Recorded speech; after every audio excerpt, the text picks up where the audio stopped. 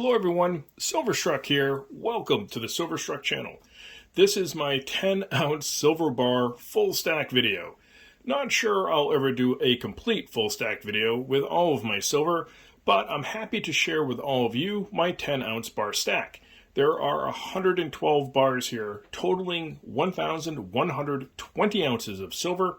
Many of these bars are simple generic press bars, others are premium silver bars, and I do have a number of vintage bars here as well. This video would be way too long if I discussed every single one of the 112 bars here in front of us on display, so I'm just going to talk a little bit about what's stacked here, and we'll start with the outside edge. There's a stack here of 5 Scottsdale bars, and all the bars totaling on the outside edge is a total of 20 bars. The largest pyramid in front of us, this pyramid right here, that is a pyramid that has 21 bars, so 21 10-ounce bars there. Almost all generic press bars in that stack. You can see we have 3 other pyramids here. Each one of these pyramids contains 10 bars, so a pyramid of 10 MPM bars, 10 Aztec bars, and 10 germanium mint bars. This beautiful stack of vintage right in front of us here on display totals 26 bars, and the remaining 15 bars are scattered about. There's a couple IGR bars there, some Silvertowns, a stack of Eagles over there in the corner, then some Geigers. So in total, 112 bars. There are certain bars that I really do like to stack, so let me pick out a few of my favorites here, and I'll show you those bars and why I like to stack and or collect them. If I'm stacking generic bars, one of my favorites is this bar right here. There's literally nothing special about this bar, and that's kind of the point to your very basic generics. This is a generic press bar, Eagle bar. It is 3/9 fine silver, 10 troy ounces, and just a standard good old generic bar. I have 14 of these in the stack. There are other designs you can get. I like the simplicity of the Eagle design and the fact that that's a very inexpensive generic bar that is usually readily available in the market, so a good one to stack. My favorite premium bar to stack would be a germanium mint bar. These are newer to the market, so they weren't around when I was stacking other bars in the past. But this is just a beautiful premium bar. So what makes this premium? It has a serial number. It is 4/9 pure and has a hologram security code or security sticker on the reverse. So pretty cool. So for your more premium bars, the germanium mint bars are what I prefer to stack. I would like to add more of them. What I used to stack for my little bit more of a premium bar would be something like these Britannias here that are to the rear of the display. Got a couple of these in the stack. You don't see a lot of these around.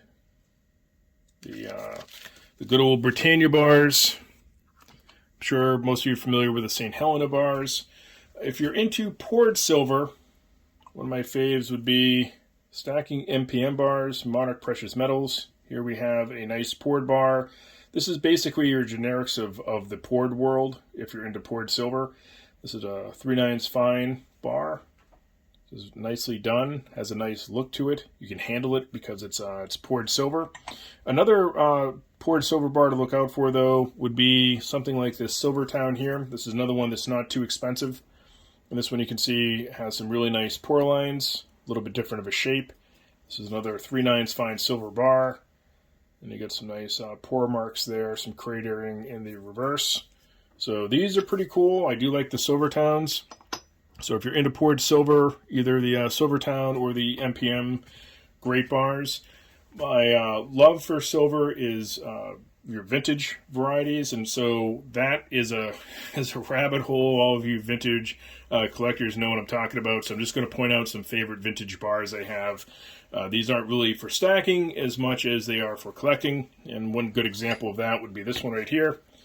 This is a Johnson Matthey London bar, very rare, 3/9 fine silver ingot. And this has a mintage of probably around 50 known examples. So very difficult bar to find and have in your stack. So now some nice cratering there in the reverse. So that would be an example of your more rare vintage silver. If I'm looking for, just adding a simple, a cheaper vintage bar that's more readily available would be something like this one right here. This is just a simple pressed Engelhard. They do sell at a premium, but they're not too bad because they're your more common varieties and easier to find pieces of vintage silver. Another really cool piece would be basically anything in the P series for the loafs. Beautiful Engelhard. So if you don't want a pressed Engelhard bar, but you can't afford or find a very rare poured example, these loafs are the second most affordable Engelhard that you can find out there in the market. So I have a number of those. But as you can see, I have all sorts of different types of vintage silver out on the table. I just love collecting vintage silver when I can find it. All right, my friends, that's going to do it for this video. One last look at the 112 bars here that I have on display. 1,120 ounces of silver. What do you have in your 10-ounce silver bar stack? You'll have to let me know in the comments section. And as always, thank you so much for watching.